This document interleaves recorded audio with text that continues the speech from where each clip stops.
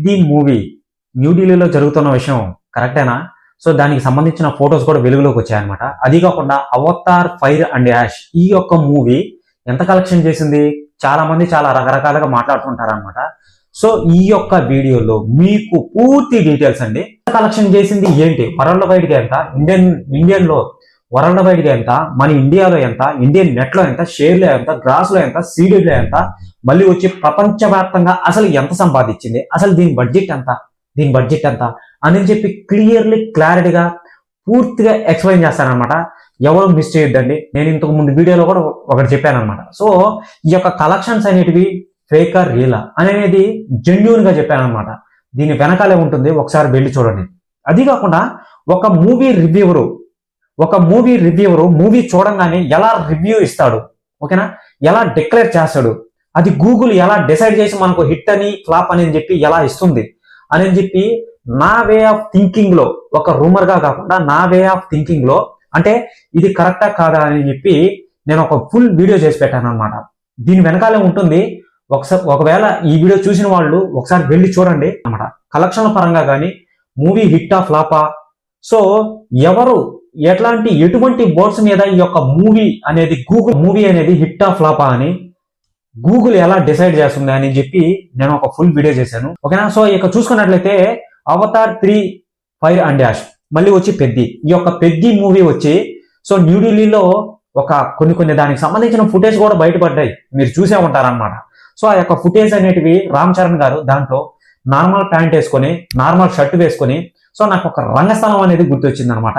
ఈ యొక్క రంగస్థలంలో ఆయన ఎలా ఉంటున్నాడు ఏంటి అని చెప్పి ఆ యొక్క గెటప్ అని చూడంగానే అర్థమైపోతుంది. ఎందుకంటే రామ్ చరణ్ గారు దాంట్లో లీనమైపోతాడు కాబట్టి, ఆ క్యారెక్టర్ కి పర్ఫెక్ట్ గా సెట్ అవుతాడు కాబట్టి, అందరి ఆడియన్స్ కి కనెక్ట్ అవుతాడు కాబట్టి, ఓకేనా. మనం ఒకటి గుర్తుపెట్టుకోవాలి, ఇక్కడ నార్మల్ గా రియల్ లైఫ్ లో రామ్ చరణ్ గారి ఉండే విధానం చాలా రిచ్ గా ఉంటుందండి, రాయల్ గా ఉంటాడు అనమాట. అంటే అల్లు అర్జున్ గారి కన్నా, పవన్ కళ్యాణ్ గారి కన్నా రాయల్ గా ఉంటాడు అనమాట. ఎక్కడ వెళ్ళాలనుకుంటే అక్కడ వెళ్తాడు, ఏది చేయాలనుకుంటే అది చేయగలిగే కెపాసిటీ ఉన్నాడు రామ్ చరణ్ గారు మొత్తానికి చెప్పాలంటే.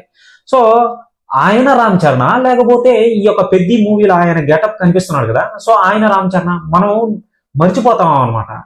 సో ఆ రెండు గెటప్లు చూడంగానే. అవతార్ 3 ఫైర్ అండ్ యాష్, దీని కలెక్షన్స్ ఎంత అండి, దీనికి ఎవరూ చెప్పలేదు, నేను ఈ యొక్క వీడియోలో చెప్పబోతున్నాను. ఎవరు స్కిప్ చేయదు, ఎండ్ వరకు చూడండి, మీకు ఒక క్లారిటీ వస్తుంది అనమాట, ఓకేనా. సో ఎవరైనా సరే మన ఛానల్కి కొత్తగా వచ్చినట్లయితే ఛానల్ని సబ్స్క్రైబ్ చేసుకుని బెల్ ఐకాన్ని ఆల్లో పెట్టుకోండి. ఇటువంటి అప్డేట్స్ ని మళ్ళీ మీ ముందుకు తీసుకొని వస్తాను అనమాట. మన ఇండియన్ నెట్ కలెక్షన్ లో ఉన్నట్టే చెప్తానండి. నేను నా సొంతంగా ఆలోచించుకొని ఈ వీడియోలో నేనైతే చెప్పట్లేదు అనమాట. సో డే 1 చూసుకున్నట్లయితే 20 కోట్లు సంపాదించింది అనమాట. ఇంగ్లీష్ లో వచ్చి 8 కోట్ల 5 లక్షలు సంపాదించింది అనమాట. హిందీలో వచ్చి 5 కోట్ల 25 లక్షలు సంపాదించింది అనమాట. తెలుగులో వచ్చి 2 కోట్ల 75 లక్షలు సంపాదించింది అనమాట. తమిళ్లో వచ్చి 2 కోట్ల 43 లక్షలు సంపాదించింది అనమాట. కర్ణాటకలో వచ్చి 0.05 లాక్స్ సంపాదించింది అనమాట. మలయాళంలో వచ్చి 0.02 అంటే 2 లక్షలు సంపాదించింది అనమాట. ఇక చూసుకున్నట్లయితే డే 2 సో 22 కోట్ల 5 లక్షలు సంపాదించింది అనమాట. డే 2 మొత్తంగా వచ్చింది బాగానే. సో ఇక చూసుకున్నట్లయితే ఇంగ్లీష్ లో వచ్చి 10 కోట్ల 5 లక్షలు సంపాదించింది అనమాట. హిందీలో వచ్చి 6 కోట్ల 4 లక్షలు సంపాదించింది అనమాట. తెలుగులో వచ్చి 2 కోట్ల 4 లక్షలు సంపాదించింది అనమాట. తమిళ్లో వచ్చి 3 కోట్ల 1 లక్ష వరకే సంపాదించింది అనమాట. కర్ణాటకలో వచ్చి 0.08 లాక్స్ సంపాదించింది అనమాట. మలయాళంలో వచ్చి 0.02 లాక్స్ సంపాదించింది అనమాట. ఇక డే 3 చూసుకున్నట్లయితే 25.75 లాక్స్ అనమాట, అంటే 25 కోట్ల 75 లక్షలు అనమాట. సో ఇంగ్లీష్ లో చూసుకున్నట్లయితే 10 కోట్ల 6 లక్షలు సంపాదించింది అనమాట. హిందీలో వచ్చి 8 కోట్ల 75 లక్షలు సంపాదించింది అనమాట. తెలుగులో వచ్చి 2 కోట్ల 75 లక్షలు అనమాట, సారీ. సో ఇక తమిళ్లో వచ్చి 3 కోట్ల 5 లక్షలు సంపాదించింది అనమాట. కర్ణాటకలో వచ్చి 0.12 లక్షలు సంపాదించింది అనమాట. మలయాళంలో వచ్చి 0.03 అంటే 3 లాక్స్ సంపాదించింది అనమాట. సో ఇక డే 4 చూసుకున్నట్లయితే 3 కోట్ల 56 లక్షలు సంపాదించింది మన ఇండియన్ నెట్ కలెక్షన్. అంటే నెక్స్ట్ రోజు చెప్తానమాట. మొత్తం టోటల్ గా కలుపుకుంటే 70 కోట్ల 81 లక్షలు సంపాదించింది అనమాట. అంటే టోటల్ గా 80 కోట్లు సంపాదించింది అనమాట ఇండియన్ నెట్ లో ఓన్లీ. ఇక చూసుకున్నట్లయితే ఓన్లీ మన ఇండియన్ షేర్ లో, గ్రాస్ లో, నెట్ లో చూసుకున్నట్లయితే ఓన్లీ మన ఇండియన్ వరకే తీసుకోండి. మన ఇండియన్ వరకే తీసుకున్నట్లయితే ఫస్ట్ రోజు ఎంత సంపాదించింది, 20 కోట్లు సంపాదించింది అనమాట. డే 1 రైజింగ్ సో 41 క్రోర్స్ ని సంపాదించింది అనమాట. డే బై డే చూసుకున్నట్లయితే 41 క్రోర్స్ సంపాదించింది అనమాట. ఇండియన్ గ్రాస్ లో వచ్చి టోటల్ గా ఇప్పుడు ప్రస్తుతానికి 80 కోట్లు సంపాదించింది అనమాట. వరల్డ్ వైడ్ గా చూసుకున్నట్లయితే 3000 కోట్లు సంపాదించింది అనమాట. వరల్డ్ వైడ్ గా నేను ఆల్రెడీ చెప్పేశాను అనమాట. సో ఇండియన్ కలెక్షన్ వచ్చి డే 1 వచ్చి 20 కోట్లు ఆల్రెడీ చెప్పాను. డే 2 వచ్చి 22.5 కోట్లు సంపాదించింది. సో డే 3 వచ్చి 25.75 కోట్లను 75 లక్షలని సంపాదించింది. ఇవన్నీ ముందు చెప్పాను. So total world wide day 1 నుంచి డే 4 వరకు ఇండియన్ నెట్ కలెక్షన్ వచ్చి ఆల్రెడీ ఇంతకు ముందు చెప్పాను. ఇండియన్ గ్రాస్ లో వచ్చి 80 కోట్లు అని చెప్పాను. సో ఓవర్సీస్ లో వచ్చి 2300 కోట్లు సంపాదించింది అనమాట ఓవర్సీస్ లో. సో వరల్డ్ వైడ్ గ్రాస్ వచ్చి 3100 కోట్లు సంపాదించింది అనమాట. 3100 కోట్లు సంపాదించింది అనమాట. ఇవి రియల్ కలెక్షన్స్ అండి, ఓకేనా? ఇవి రియల్ కలెక్షన్స్. ఇంకా వరల్డ్ వైడ్ గా మెయిన్ ఇంపార్టెంట్, వరల్డ్ వైడ్ గా చూసుకున్నట్లయితే వరల్డ్ వైడ్ గా అండి, ఎవరు మిస్ చేయదు. World wide total gross collection ఇప్పుడు ప్రస్తుతానికి డే 4 తో కలిపితే ప్రెజెంట్ $415 మిలియన్. అంటే మన ఇండియన్ కరెన్సీలో చూసుకున్నట్లయితే 3400 కోట్లు సంపాదించింది అనమాట. మూవీ బడ్జెట్ వచ్చి 3000 ప్లస్ ఉంది. అంటే 3200 కోట్లు 3100 కోట్లు ఉందన్నమాట. అంటే దాన్ని దాటిపోయింది అనమాట. 3400 కోట్లు సంపాదించింది అనమాట 4 days కి. అక్కడికి అయిపోయింది కదా, ఓకేనా? సో ఇక్కడ చూసుకున్నట్లయితే టోటల్ గ్రాస్ ఎంత అంటే ఇండియా టు మన గ్లోబల్ మొత్తం చూసుకున్నట్లయితే $415 మిలియన్, అంటే 3400 కోట్లు సంపాదించింది. ఓవర్సీస్ గ్రాస్ లో వచ్చి $320 మిలియన్, అంటే 2630 కోట్లు సంపాదించింది అనమాట.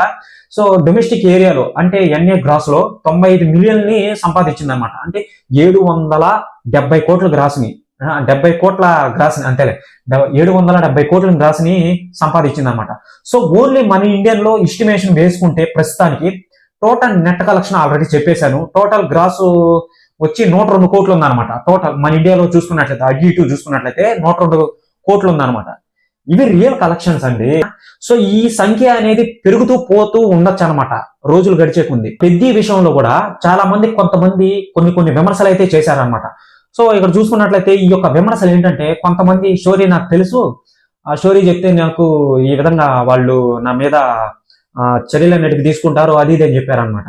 సో అతను ఎవడో నాకైతే తెలియదు, కానీ అలా చెప్పడం చాలా తప్పు బ్రో. ఇప్పుడు రామ్ చరణ్ గారు ఫ్యాన్స్ ఎవరైతే ఉన్నారో వాళ్ళు ఇప్పుడు ప్రస్తుతానికైతే ఇప్పుడు దాకా ఏదైతే జరగలేదు, మేబీ ఫ్యూచర్ లో ఏమైనా జరగచ్చేమో అని చెప్పి నా ఊహాగమనం అనమాట. ఎందుకంటే స్టోరీ నాకు తెలుసు, ఆ చిక్రీ లేంది, ఆ బుక్రీ లేంది. సో ఆ స్టోరీ ఎలా ఒప్పుకున్నాడు అని చెప్పి ఇలా చెప్పడం కరెక్ట్ కాదు అసలు. ఎందుకంటే మెగా ఫ్యామిలీ నుంచి పవర్ స్టార్ ఫ్యామిలీ నుంచి రియాక్ట్ అయ్యే అవకాశం కూడా ఉంది. ఎందుకంటే మన ఎన్టీఆర్ గారి ఫ్యాన్స్ నుంచి కూడా రియాక్ట్ అయ్యే అవకాశం ఉంది. ఇప్పుడు అల్లు అర్జున్ గారిని కూడా తీసుకోండి, వీళ్ళందరూ ఒకే ఫ్యామిలీ అనమాట. సో మన ఎన్టీఆర్ గారి గురించి కూడా మీకు తెలిసిందే, ఓకేనా? వీళ్ళందరూ ఒకే ఫ్యామిలీ కాబట్టి వీళ్ళందరూ రియాక్ట్ అయ్యే ఫ్యాన్స్ రియాక్ట్ అయ్యే అవకాశం ఉంది. ఎందుకంటే చిక్రీ బుక్రీలు, ఆ సాంగ్ ఏంది, ఆ స్టోరీ ఏంది, అసలు ఎవడైనా తీస్తాడా అటువంటి స్టోరీని అని చెప్పడం కరెక్ట్ కాదు. ఇది న్యాయం కాదు ఇది. ఎందుకంటే ఆ సినిమా బాగుందో బాగలేదు పబ్లిక్ టాక్ను చూసి ఒక గూగుల్ అనేది ఉంది కదా, ఆ గూగుల్ డిసైడ్ చేసేస్తుంది కదా. మరి నీకెందుకు బ్రో, నువ్వు సినిమాల రివ్యూస్ చేసి నువ్వు కొన్న కట్ డ్రాయర్ కాడి నుంచి తోమే బ్రష్ దాకా హెయిర్ కటింగ్ దాకా మొత్తం సినిమా రివ్యూస్ ఇచ్చే నువ్వు సంపాదించావు. సో అలాంటి సినిమా రివ్యూస్ ఇచ్చే సంపాదిస్తూ నువ్వు ఇలా చెప్పడం కరెక్టా అని చెప్పి నేను అడుగుతున్నాను నిన్ను. అదనమాట విషయం. సో నేనే కాదు, ఈ యొక్క డౌట్ అనేది చాలా మందికి ఉంటుంది, చాలా మంది ఫ్యాన్స్ ఉంటుంది అనమాట. సో నేను ఇప్పుడు మిగతా ఫ్యాన్స్ ఎవరైతే ఉన్నారో, ప్రభాస్ ఫ్యాన్స్ కానీ, మహేష్ బాబు ఫ్యాన్స్ కానీ, పవన్ కళ్యాణ్ గారి ఫ్యాన్స్ కానీ, సో అల్లు అర్జున్ గారి ఫ్యాన్స్ కూడా నేను ఒకటే చెప్తాను, వినండి. ఇదే పొజిషన్ మీ హీరోకి వస్తే ఎలా ఉంటుంది, మీరు రియాక్ట్ అవుతారు కదా. సో నేను రామ్ చరణ్ ఫ్యాన్స్ అని కాదు, నాకెవరు లేరు. సో మీ హీరోకి ఈ విధంగా వస్తే మీరు ఎలా రియాక్ట్ అవుతారు ఒకసారి ఆలోచించండి. ఇప్పుడు అల్లు అర్జున్ గారి మూవీకే జరిగింది అనుకోండి, ఒకవేళ జరిగితే మీరు ఎలా రియాక్ట్ అవుతారు? అల్లు అర్జున్ గారి ఫ్యాన్స్ ఒప్పుకుంటారా? అదనమాట. సో ఇటువంటి మాటలు అనేటివి సోషల్ మీడియాలో మాట్లాడేటప్పుడు కొంచెం తూచి మాట్లాడాలన్నమాట. ఎలా పడితే అలా మాట్లాడకూడదు, జనాలు ఒప్పుకోరు కదా. అప్డేట్స్ అనేటివి, ఇటువంటి వీడియోస్, ఇటువంటి ఇన్ఫర్మేషన్ వీడియోస్ మళ్ళీ మీ ముందుకు తీసుకురావాలనుకుంటే మీరు నా యొక్క ఛానల్ని సబ్స్క్రైబ్ చేసుకొని బెల్ ఐకాన్ని ఆన్లో పెట్టుకోండి. మరిన్ని అప్డేట్స్తో మళ్ళీ మీ ముందుకు వస్తానన్నమాట. ఓకేనా?